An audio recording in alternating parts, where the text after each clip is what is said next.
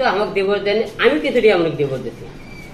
এবার কিন্তু রিয়ামণিকে আমি ডিভোর্স দিলাম, কারণ আমরা দুইজনে দেখি। তাহলে আমি ঠিক আছে, আমরা দুইজনে তার ডিভোর্স হয়ে যায়, আমাকে আর দরকার নেই, ঠিক আছে।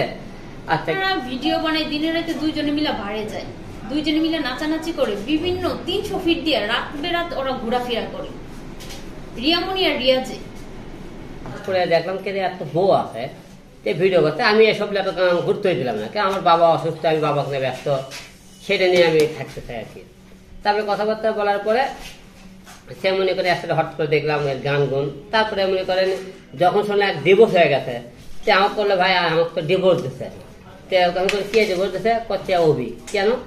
তে করছে এই বিষয়ে, আপনি হলে যে আমি এই বিষয়ে আমার নদী বদনাম সরাইতেছে, আমি মনে করি ওই যে আমার যে সম্মান আছে আমি ওর মুখোশটা খুলে দিতে চাই, এবং রিয়ামণি আমার কেন সংসার এবং আমি জাতির কাছে সবার থেকে জানিয়ে দিতে চাই রিয়ামণি কতটা ভালো। তারপরে মনে করেন ইতির কথা হলো, তারপরে আপনাদের মাধ্যমে আজকে 2-3 টাকা আমার সাথে, এই প্রথম দিন, আজকে 2 দিন। ভাইয়া ওনারা হচ্ছে মনে হয় 13 তারিখ, এপ্রিলের 13 তারিখ থেকে ওনারা ডান্স শুরু করছে। এপ্রিলের 13 তারিখ থেকে ওনারা জুটি বেঁধে ডান্স, মানে কি টিকটক ভিডিও বানাচ্ছে।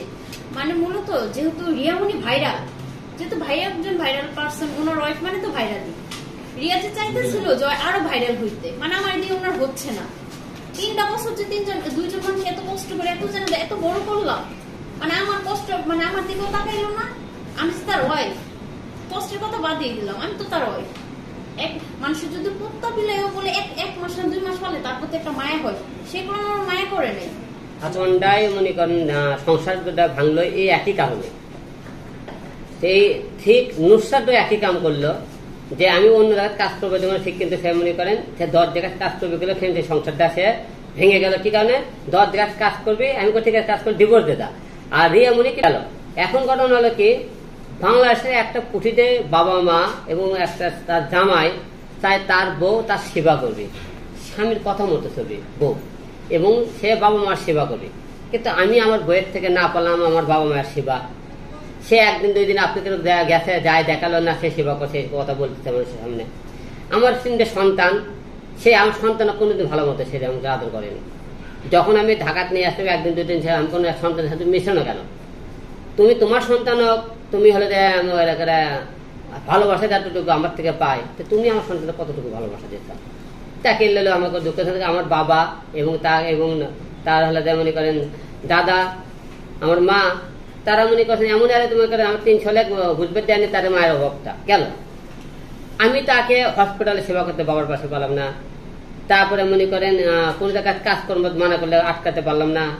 মারও দিছি, মার দিয়েও ভালো আটকে বুকে আদর করলে বলছে দেখো আমার কাছে আমি হিরো আলম, আমার একটা নাম গেছে, তুমি এগুলো হিরো আলম ভয়ে বাইরে তুমি এগুলো কাজ করো তাহলে কিন্তু জিনিসটা খারাপ দেখায়।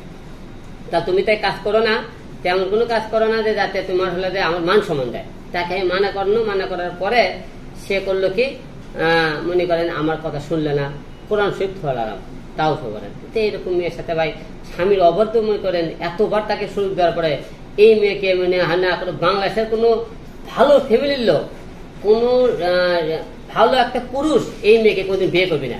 কেউ যদি বিয়েও করে ক্ষণিকের জন্য ওকে মনে করেন বেড পার্টনার মনে করেন একজনকে কি করবে, ক্ষণিকের তাদের মনে করে চোখের নিশা মনের নিশার বিয়ে করবে। কারণ এদের মেয়ে এই ধনী মেয়ে সংসার করতে পারে না।